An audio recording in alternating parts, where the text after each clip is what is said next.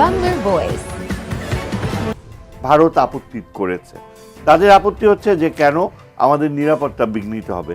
এখন ব্যাপার হচ্ছে আপনি যতই চান যে তাদের সাথে আমরা একটা সম্মানজনক সম্পর্ক করতে চাই, কিন্তু ওদের আবার ত্রিপুরাতে তাদের যে এয়ারবেস করেছে সেটা কিন্তু ওই হাসিনার সময় একবার বাংলাদেশ সরকারকে রিকোয়েস্ট করে বাংলাদেশের কিছু জায়গা পর্যন্ত তারা দাবি করেছে। তো তখন তো আমাদের নিরাপত্তা বিঘ্নিত হয়, এটা তারা চিন্তা করেনি। এখন এরকম কিন্তু একটা দুটা না, ভারতের সাথে আমাদের ইকুয়েশনটা কি হচ্ছে বর্তমানে। এবং গত 2 দিন স্পেশালি আজকে সারাদিন কিন্তু ভারতীয় media, specially Delhi based media, তারা কিন্তু প্রচণ্ড ক্ষিপ্ত। কেন লালমনিরহাট এয়ারবেসটা আমরা অ্যাক্টিভেট করতে যাচ্ছি। এটা সেকেন্ড ওয়ার্ল্ড ওয়ারের এয়ারবেস এবং এটা করার ব্যাপারে বিমান বাহিনী একেবারে ফাইনাল ডিসিশন নিয়েছে যে এটা এশিয়ার সেকেন্ড লার্জেস্ট এয়ারবেস।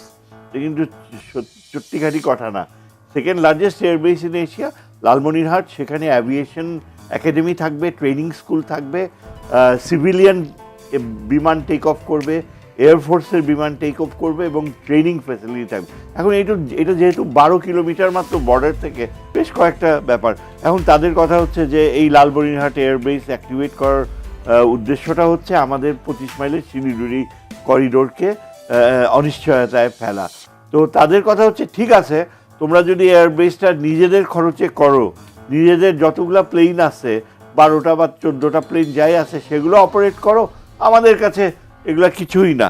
এমনকি এক বাঙালি গ্রুপ ক্যাপ্টেন তাদের রিটায়ার্ড, সে বলছে যে এই পুচকে বাংলাদেশ, পুচকে শব্দটাও ইউজ করছে, এই পুচকে বাংলাদেশ 12টা প্লেন নিয়ে আর কি করবে, ওটা নিয়ে আমাদের মাথা কামানো উচিত। ব্যাপারটা হচ্ছে কি, আমি যতদূর জানি ওই কাতারের অর্থায়ন হচ্ছে এখানে, কাতার নাকি রাজি হয়েছে এবং একটা বড় রকমের অর্থায়ন তারা করবে।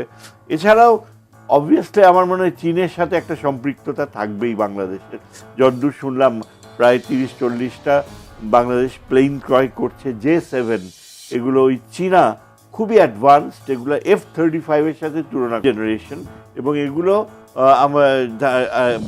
ইন রিটার্ন ভারত অলরেডি আপনার ওই যে হাসিমারা এয়ারবেস যেটা 70 কিলোমিটার দূরে, ওইখানে তাদের নিজেদের তৈরি করা স্বল্প পাল্লা ও মাঝারি পাল্লার ক্ষেপণাস্ত্র বসিয়েছে বাংলাদেশের দিকে তাক করা।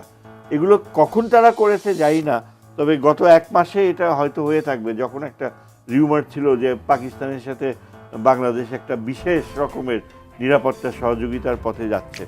কিন্তু আমার প্রবলেমটা হচ্ছে এখানে যে ইন্ডিয়া কিন্তু মনে করে যে 7 সিস্টার্সের বেলায় যে সুযোগ পেলে চায়না কিন্তু দক্ষিণ দিকে একটা ধাক্কা দেবে না বলা যায় না। লাদাখেও তাদের প্রচুর দাবি রয়েছে। সুতরাং এইসব যদি চিন্তা করি, আমাদের কিন্তু নিরাপত্তা ব্যবস্থায় আমরা এটা হঠকারী না, অস্তিত্বের তাগিদে ঠিকমতো প্রয়োজনীয় নিরাপত্তা ব্যবস্থাগুলো নিতে হবে। যেমন ধরেন বঙ্গোপসাগরে আমরা যদি ভারতের সাথে রেসপেক্ট চাই, ভারত, আপনি যেটা প্রথমেই বললেন যে ভারতকে বোঝাতে হবে, আস্থায় আনতে হবে। আন্তর্জাতিক সম্পর্কের আইন হচ্ছে, নিয়ম হচ্ছে যে হয় আপনি ক্লায়েন্ট স্টেট হিসাবে থাকতে রাজি হবেন, না হয় আপনি যদি আত্মসম্মান নিয়ে তার কাছ থেকে রেসপেক্ট চান, তাহলে আপনার সামরিক সামর্থ্যকে এমন পর্যায়ে নেবেন, তার সমান তো হতে পারবেন না, কিন্তু আপনার সেই অ্যাবিলিটি থাকবে নিবারক হিসাবে, যে সে যেন জানে যে সে যদি আপনাকে আঘাত করে, সেই আঘাতের পাল্টা জবাবটা তার জন্য অসহনীয় হতে পারে।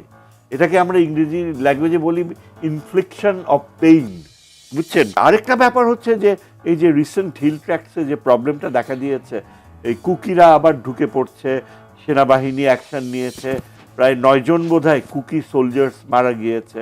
এটাও একটা ব্রড প্ল্যানে রয়েছে। অনেকে বলে যে আমেরিকাও নাকি এর পিছনে রয়েছে, খ্রিস্টান স্টেট তৈরি করবে। এখন ব্যাপার হচ্ছে ওগুলা তো অনেক সুদূর প্রসারী চিন্তা। আমাদের বর্তমান চিন্তা হচ্ছে যে যেটা শোনা যায়, ভারতীয় ইন্টারপ্রেটার্স বলছে যে আমাদের 7 সিস্টার্স রয়েছে, আমরা এটাকে 8 সিস্টার্স করব।